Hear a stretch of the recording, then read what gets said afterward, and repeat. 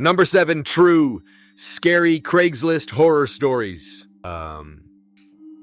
7 stories. 7 real Craigslist ads that turned into something nobody was prepared for. These are not urban legends.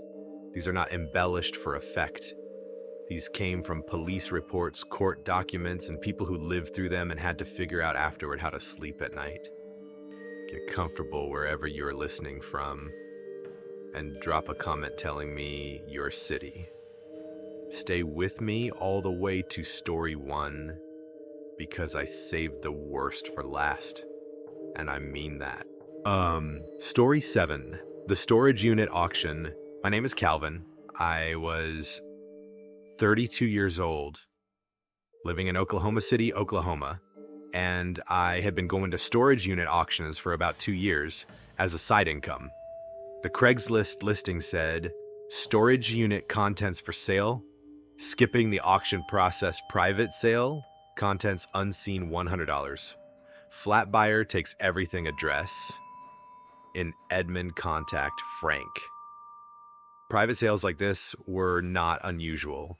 Sometimes people inherited units and did not want to deal with the auction process. I texted Frank, confirmed a Saturday morning meetup at the facility, and showed up at 8 a.m. with $100 cash and an empty pickup truck. Frank was already there. He was around 60, quiet, with a specific kind of stillness that I have since learned to pay attention to. He unlocked the unit and stepped back and told me everything inside was mine for the $100. I looked in. Standard accumulation. Boxes, furniture, a rolled rug, a chest of drawers, some bins. I paid Frank and he left before I started loading. That was the first thing. Sellers usually hang around until you're done. Frank was gone within 4 minutes of taking my money. I started working through the unit. At the back, behind the rolled rug, I found a locked metal box the size of a small safe, too heavy for one person. I did not think much of it at the time. I got everything else loaded and called my buddy Marcus to come help me with the heavy box. While I waited, I looked around the rest of the unit more carefully. On the inside of the unit door at the bottom, scratched into the paint, was something sharp, were the letters H-E-L-P. The letters were recent. The paint scratch was bright and unoxidized. Someone had scratched those 4 letters into the interior of a storage unit door recently enough that the metal beneath the paint still looked clean. I called 911 before Marcus arrived. I told him about the letters in the locked box, and Frank, who had left immediately after the sale. Officers opened the box on site. It contained documents, identification documents belonging to 4 different women. Driver's licenses, social security cards, passports. All 4 women were listed in active missing persons cases across 2 states. Frank was located 2 days later. The investigation is part of the Oklahoma County Public Record, and the details beyond what I have described are not something I'm going to walk through here. I have never gone to a storage unit sale alone since that morning. I have also never been able to look at a locked box without thinking about what it might mean that someone wants it locked. This was story 6, the subletter. My name is Jenna. I was 25 years old and I had just moved to Seattle, Washington for a new job and needed housing immediately. The Craigslist listing said, furnished room, available Capitol Hill, private bath, $800 a month, short term? Okay. The poster was a woman named Andrea, who said she owned the unit and traveled for work frequently. We spoke twice by phone and she seemed normal and grounded, and the price was honest for the neighborhood. I moved in on a Friday. Andrea gave me a tour, handed me 2 keys, and left for what she said was a work trip to Portland. The apartment was nice, fully furnished, clean, comfortable. I unpacked my suitcases and settled in and felt relieved that the housing piece of a stressful relocation had resolved cleanly. On Sunday evening, I heard a key in the front door at 9:30 p.m. I assumed it was Andrea returning early. I came out of my room and a man I had never seen walked into the apartment and stopped when he saw me. He was around 40, and he looked at me the way you look at something that should not be there. He said his name was Greg and that he lived here. I said Andrea had rented me a room. Greg said he did not know anyone named Andrea, and that he had been the sole tenant of this apartment for 14 months and showed me his lease on his phone with his name on it and the building management company's letterhead. Andrea had access to the apartment using a key she had obtained during a brief period when she had been in a relationship with the previous tenant who had since moved out. She had kept the key, waited for a new tenant to sign the lease, and then used the transition period before Greg had changed the locks to let herself into the unit stage. It slightly, with a few personal items she had brought in a bag, and photograph it for a Craigslist listing. She had sublet a stranger's apartment without his knowledge and collected $800 from me in the process. Greg was understanding in a way that the situation did not require him to be. He let me stay 2 nights while I found a hotel. The building changed the locks that Sunday evening. Andrea had done the same thing in 2 other Seattle buildings in the previous 6 months. The investigation produced charges for each instance. I got my $800 back 11 months later through the restitution process. I now verify every rental listing against the building management company's records before I sign anything or pay anyone. 4 minutes and a phone call. That is the entire distance between what happened and what should have happened. The story 5, the car meet. My name is Aaron. I was 28 years old, and I was selling my car, a 2010 Subaru Outback, through Craigslist in Portland, Oregon. I had listed it for $6,800 and received about a dozen inquiries in the first 2 days. Most were the standard lowball offers and test the waters messages. One was from a man named Dayon, who said he was serious, had cash, and could meet that evening. We agreed to meet in a shopping center parking lot in Beaverton at 7 p.m. Standard meeting location for a car sale. Busy, well-lit public. I drove there and Dion pulled up a few minutes later in a sedan with 2 other men inside. Dion got out. The other 2 stayed in the car. He asked to test drive the Outback. I said I would ride along. He said he preferred to drive alone to get a feel for it.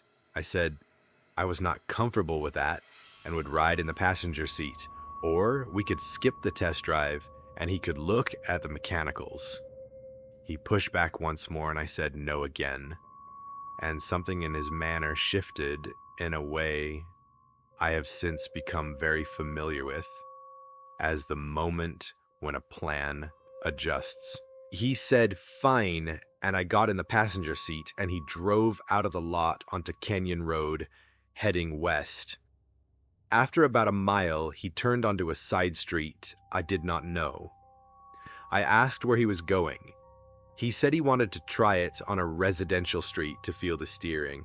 I said I was not comfortable going off the main road and asked him to turn around. He did not slow down.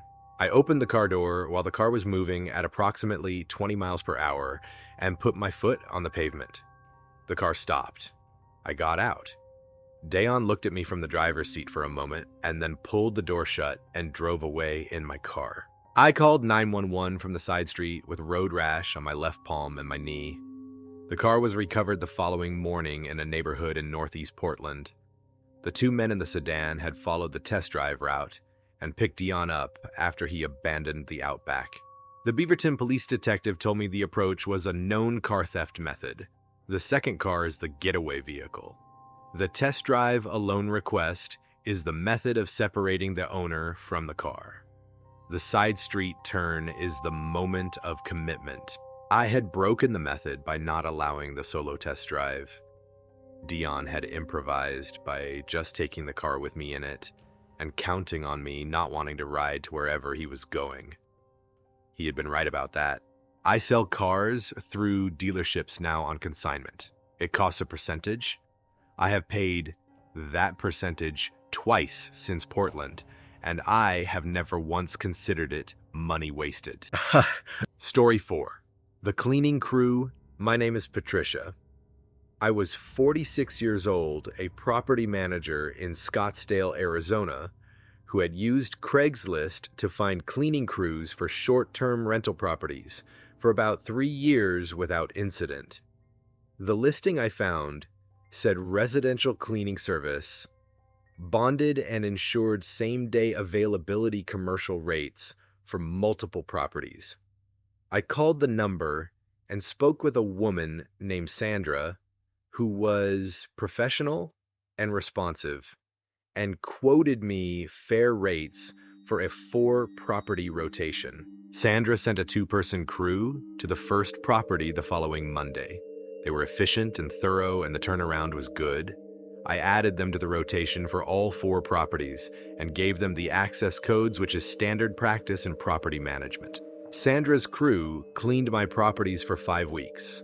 On the 6th week, Sandra told me she was expanding her business and asked detailed questions about my other properties, the neighborhoods, the average guest demographics, the high season periods when the units generated the most revenue. I answered because the question sounded like professional curiosity. The following Monday, the crew did not show up. Sandra's phone was disconnected. The business name Sandra had given me did not correspond to any registered entity in Maricopa County. Inventory of all 4 properties revealed that the final cleaning visits, which had occurred on the previous Friday, had been used to conduct a coordinated removal of all portable electronics cache, lockboxes, and backup key sets from every unit simultaneously. The access codes I had provided allowed them to enter each property independently, without any interaction with me. They had spent 5 weeks building trust and learning the properties, and on the final day, they had cleaned out all 4 in a single afternoon. $12,000 in total losses. Every access code changed that week. Every subsequent cleaning service has been verified against the Arizona Corporation Commission Business Registry before I allow them inside a single property. Sandra and her crew were identified and charged. The investigation confirmed they had operated under 4 different business names in the Scottsdale and Phoenix metro area over approximately 18 months. 5 weeks. That was the investment they were willing to make for $12,000 and 4 clean getaways. Story 3. The Hiking Partner. My name is Lisa. I was 31 years old, relatively new to Denver, Colorado, and looking to build a social life in a city where I did not yet know many people. The Craigslist activity partners listing said, looking for a hiking partner for weekend trails, experience level, intermediate, familiar with front range routes, prefer someone with similar pace, just moved to area and looking to meet outdoorsy people. The poster called himself Brian. His message was warm and normal, and he had clearly done his research on the trails he mentioned. We exchanged messages for a week before agreeing to meet at the trailhead for the Waterton Canyon Trail on a Saturday morning at 7 a.m.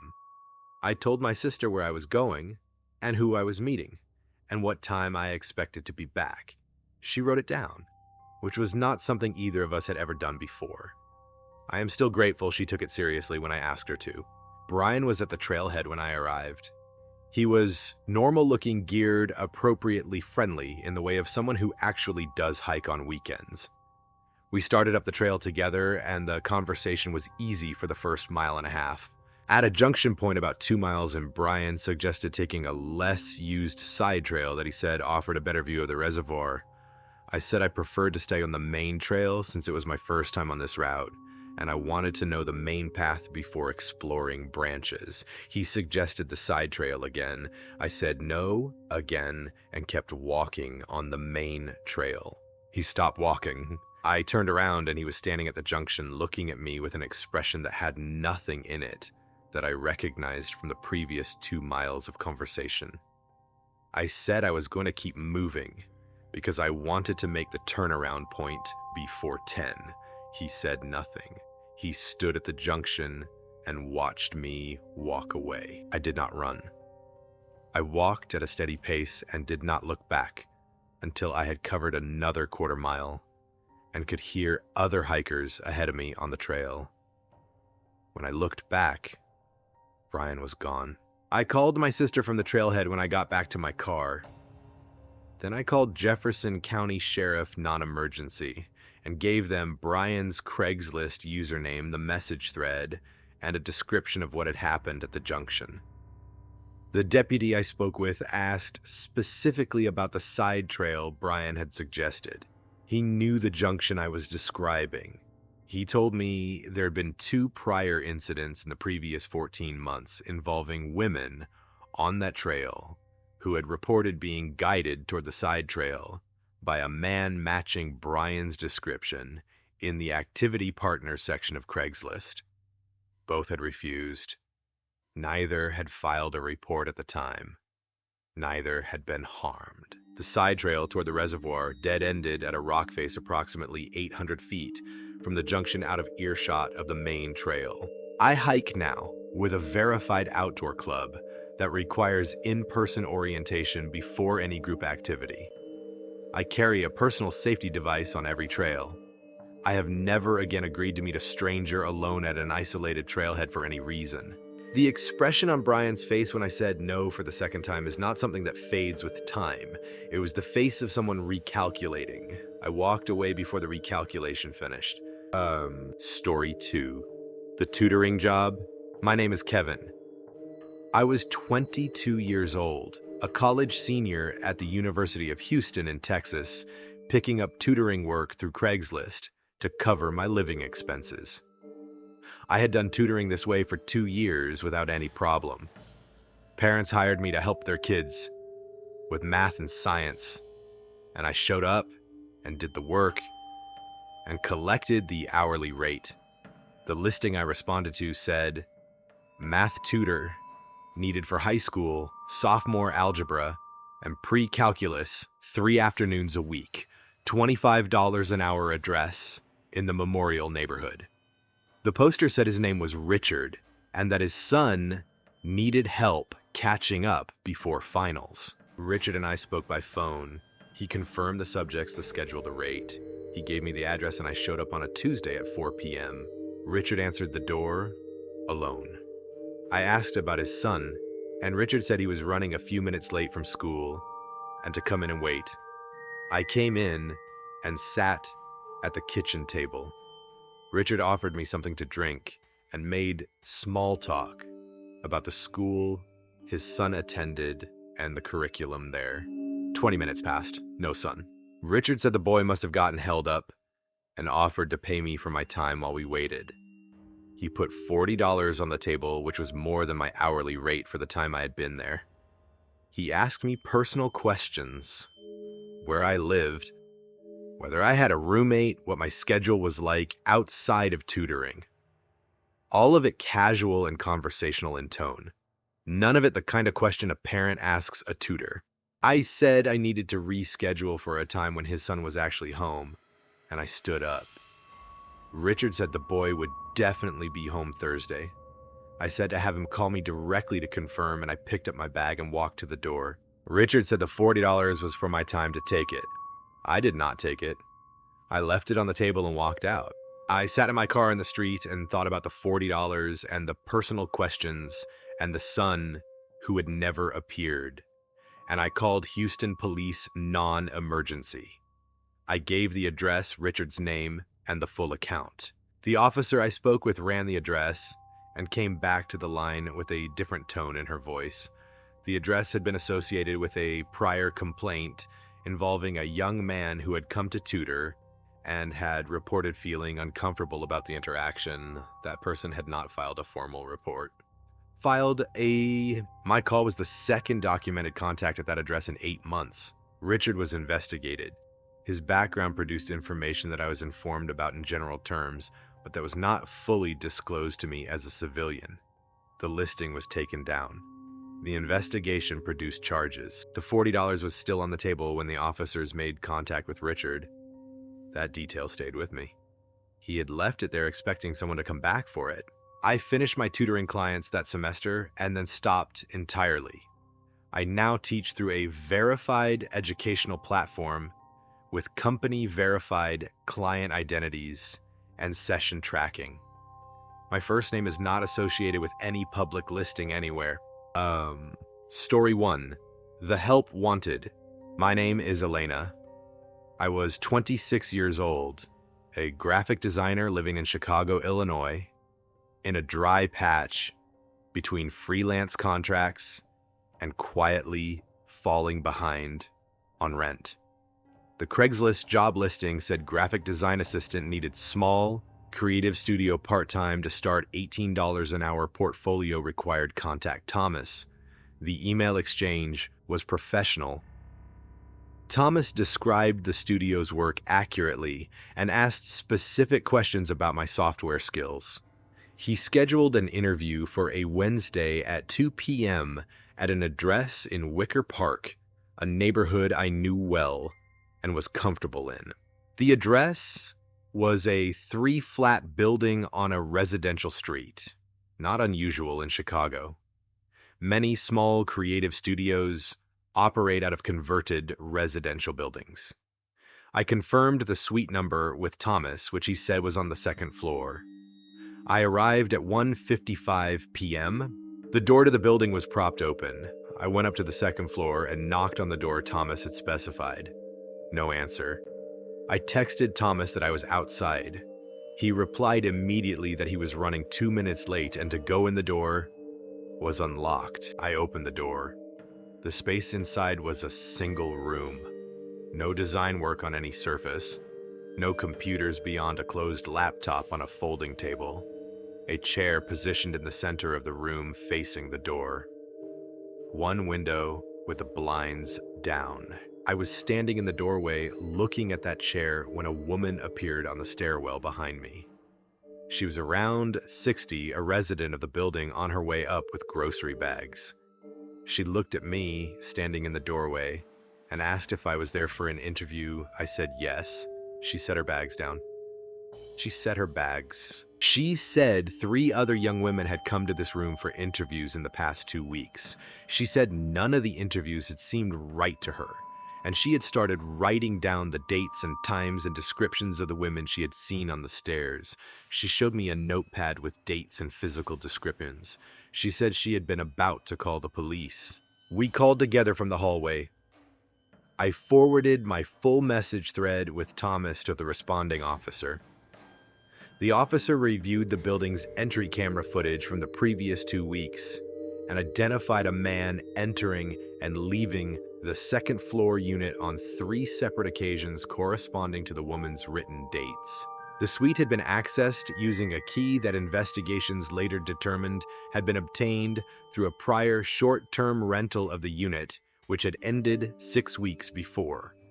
Thomas had held onto the key after the rental concluded, used the address for the interview listing, and positioned a chair in the center of a room in a building he no longer had any right to enter.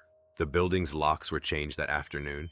Thomas's email account was traced through cooperation with the email provider to an IP address connected to a coffee shop in Logan Square.